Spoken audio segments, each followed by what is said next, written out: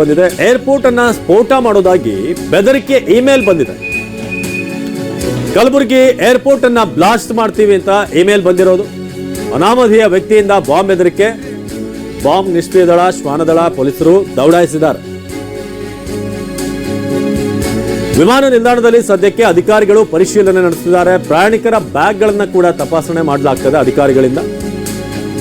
Bomb blast ಮಾಡ್ತೀವಿ, ಸ್ಫೋಟಿಸ್ತೀವಿ ಅನ್ನೋ threat ಮೇಲ್ ಬಂದಿದೆ. ಪ್ರಯಾಣಿಕರ ಬ್ಯಾಗ್ಗಳನ್ನ ಈಗ ಅಧಿಕಾರಿಗಳು ಪರಿಶೀಲನೆ ಮಾಡ್ತಿದ್ದಾರೆ. ಕಲಬುರಗಿ ವಿಮಾನ ನಿಲ್ದಾಣದಲ್ಲಿ ಬಾಂಬ್ ಬೆದರಿಕೆ ಮೇಲ್. ಏರ್ಪೋರ್ಟ್ ಅನ್ನ ಸ್ಫೋಟ ಮಾಡೋದಾಗಿ ಬೆದರಿಕೆ ಬಂದಿದೆ. ಆದರೆ ಯಾರಿಂದ ಬಂದಿರೋದು, ಏನು, ಯಾವುದಾದ್ರೂ ಸಂಘಟನೆ ಇದರ ಜವಾಬ್ದಾರಿನ ಹೊತ್ಕೊಂಡಿದ್ಯಾ, ಇದ್ಯಾವುದೂ ಕೂಡ ಇಲ್ಲ. ಸದ್ಯಕ್ಕೆ ಒಂದು ಅನಾಮಧೇಯ ವ್ಯಕ್ತಿಯಿಂದ. ಈಗಾಗಲೇ ಬಾಂಬ್ ನಿಷ್ಕ್ರಿಯ ದಳ ಹಾಗೆಯೇ ಶ್ವಾನದಳದವರು, ಪೊಲೀಸರೆಲ್ಲರೂ ಕೂಡ ಅಲ್ಲಿಗೆ ಹೋಗಿದ್ದಾರೆ. ವಿಮಾನ ನಿಲ್ದಾಣದಲ್ಲಿ ಸದ್ಯಕ್ಕೆ ಅಧಿಕಾರಿಗಳು ಪರಿಶೀಲನೆ ನಡೆಸ್ತಾ ಇದ್ದಾರೆ. ಪ್ರಯಾಣಿಕರ ಬ್ಯಾಗ್ ಅನ್ನ ತಪಾಸಣೆ ನಡೆಸಿದ್ದಾರೆ ಅಧಿಕಾರಿಗಳು.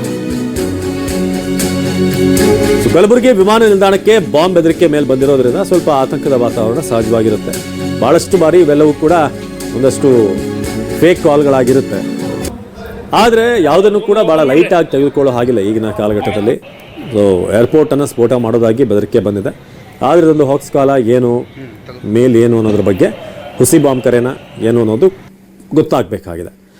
ಸೊ ಏರ್ಪೋರ್ಟ್ ಸ್ಫೋಟ ಮಾಡೋದಾಗಿ ಬಂದಿರುವಂಥ ಒಂದು ಮೇಲ್ ಇದು. ಈಗ